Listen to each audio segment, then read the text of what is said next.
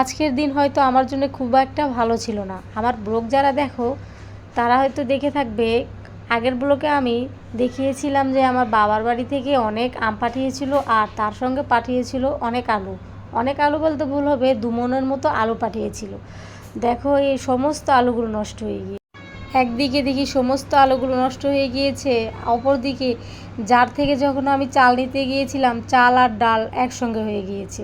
বলো তো কেমন লাগে? এখন সবগুলো বসে বসে বাছতেছি। তো যাই হোক, চাল আর ডাল বাছতে আমার এতটা কষ্ট হচ্ছিল না যতটা কষ্ট হয়েছে আলুগুলো পচে যাওয়ার জন্য। আর লোকেরা বলে না যেন বাবার বাড়ির কুকুর দেখলেও মায়া লাগে, ঠিক তেমন আলুগুলো পচে যাওয়ার কারণে আমার খুবই কষ্ট লাগছিল।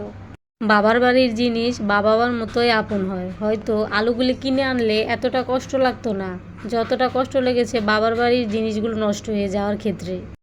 তো আমি জানি না আমার সঙ্গে আজকে আর কি কি ঘটতে চলেছে। যদি কোনো কিছু ঘটে তা আমি তোমাদের পরের ব্লগে শেয়ার করছি। সবাই ভালো থেকো, টাটা।